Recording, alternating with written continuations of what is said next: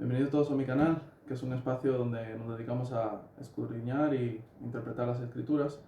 Y nada, en esta ocasión, antes de meternos de lleno con lo que es el análisis de la simbología e interpretación del primer libro de la Biblia, que es el Génesis, he considerado necesario hacer énfasis en cómo llegó esta escritura a nuestras manos, cómo se llegó a este relato, en base a qué el que escribió el Pentateuco en general, que es el primer gran bloque de la Biblia, el Génesis, Éxodo, Levíticos, Números y Deuteronomio, cómo llegó a representar las escenas y relatos que ahí se nos describen.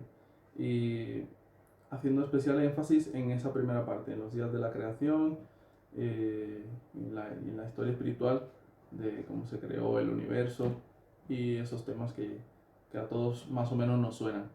Entonces, lo importante aquí es saber que el autor, durante siglos, se ha atribuido que el autor de este gran bloque ha sido Moisés, se llaman los libros de Moisés. Para los cristianos le dicen el Pentateuco, que significa 5 tomos, y los judíos le llaman la Torá. Pero esto no tiene mucho sentido y ningún estudioso bíblico que se respete y que sea mínimamente serio puedo afirmar esto, porque en el último capítulo de lo que es el Pentateuco, que es Deuteronomio 34, se relata la muerte de Moisés. Y bueno, Moisés no iba, una vez muerto, no iba a relatar su propia muerte. Y que conceptos como la autobiografía en esos tiempos no existían. Entonces, remitiéndonos al mensaje que se quiere transmitir en este vídeo, es que el autor no fue Moisés, sino que fueron varios autores, de los cuales se desconoce la identidad, pero lo que sí se sabe que el que hizo la recompilación y redacción final de lo que es el Pentateuco fue el escriba Esdras. Y para entender la figura de Esdras tenemos que remontarnos al 1000 a.C. Y ver el desarrollo de Israel hasta llegar a él, para poder entender cómo se compiló esta serie de escenas y relatos. Hacia el 1000 a.C., la Biblia se nos relata que Israel pasaba por un punto álgido de su historia, debido a que estaba en el trono el monarca o rey David. Y si bien es cierto que después del rey David le sucedió su hijo o rey Salomón, que también fue un buen rey, al final de su reinado empezó a introducir en Israel prácticas que se alejaban de lo que era la fe de Dios. Entonces, hacia la muerte de Salomón, hacia el año 931 a.C., el reino se empezó a degradar y a fragmentar.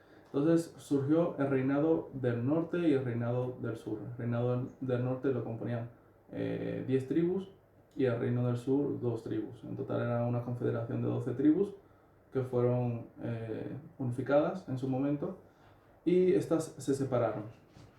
Hacia el 721 a.C., el reino del norte fue arrasado por los asirios, y hacia el 586 a.C., el reino del sur fue arrasado por los babilonios, bajo el mandato de Nabucodonosor,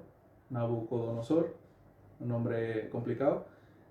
Arrasaron lo que es el reino del sur, y hubo un exilio que yo le llamo un exilio selectivo. O sea, el reino del norte fue destruido, como antes he mencionado, por los asirios. De ahí no quedó prácticamente nadie.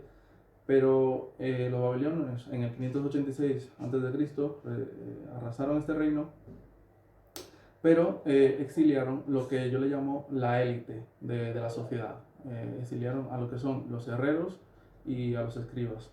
Los herreros serían hoy en día pues los ingenieros, los que entienden la estructura de todo lo que se sostiene en pie, y los escribas eran personas que sabían leer y escribir y que tenían y desempeñaban funciones de administración. El fin de la opresión de los babilonios tuvo su final en el 539 a.C., cuando bajo el reinado del rey persa Ciro el Grande destruyó lo que es el entorno de Babilonia y autorizó a los israelitas a que volvieran a su tierra, al Reino del Sur, a reconstruir lo que era su comunidad. Y 3 generaciones después, bajo el mismo reinado persa, pero esta vez a manos de Artajerjes, se sirvió de dos personajes, que son Esdras y Nehemías, para que reconstruyeran ya no solo la ciudad, sino para que reconstruyeran la fe de sus integrantes. Esdras era un escriba, y en la Biblia se nos relata que era un experto en la Torá, y Nehemías era el representante del rey Artajerjes en Judea, en tierra de Judea. Pues era el que gobernaba a los judíos, a los hebreos, pero estaba bajo las directrices de Artajerjes. Y Artajerjes le encomendó la actividad, una actividad a Esdras, que era reconstruir la fe del pueblo mediante la recopilación y redacción final de los escritos, de la ley, que le llaman ellos la Torá o el Pentateuco, estos 5 libros. Y esa reconstrucción tomó lugar hacia el 500 a.C. A partir de aquí, desde todo este desarrollo histórico, puede surgir unas preguntas en las mentes que me están mirando en estos mismos momentos, y es que, ¿qué se puede sacar en positivo de esta opresión y tiranía hacia el pueblo de Israel por parte de los babilonios? Y podemos sacar 3 puntos positivos de esta tiranía, de este exilio. Y es que lo primero que debemos entender es que se produjo un cambio o un paso importante después de este exilio. Y es que antes del exilio de Babilonia, los hebreos eran monólatras o enoteístas. Que esto quiere decir que reconocían y creían en un solo Dios, pero también no descartaban la idea de que otras personas tuvieran otros dioses. Y a partir del exilio llegaron a lo que conocemos como monoteísmo, que es la creencia en un solo Dios y que no hay más dioses. Entonces este fue el primer paso importante. Eso fue un gran cambio de mentalidad para lo que era la comunidad hebrea. El segundo cambio importante es que aprendieron mucho de la cosmovisión de esta tierra de Babilonia, porque tenían una cosmovisión, es decir, un entendimiento del universo que les sirvió de inspiración para las posteriores escrituras que se desarrollan en los relatos bíblicos de la creación, con el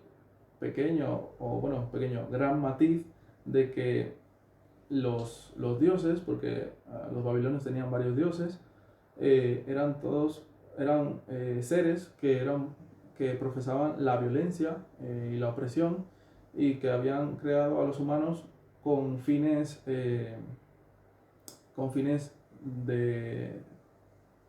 que ellos hicieran el trabajo sucio, y que para que los dioses disfrutaran de las maravillas del universo. Entonces, bueno, esta naturaleza bélica, esta naturaleza negativa, llevó a pensar y les llevó a reflexionar a los judíos que habían allí exiliados, a que el mundo no era un mundo lleno de sangre, sino que la naturaleza del mundo es buena, y que Dios no podía ser un Dios sangriento o un Dios de guerra.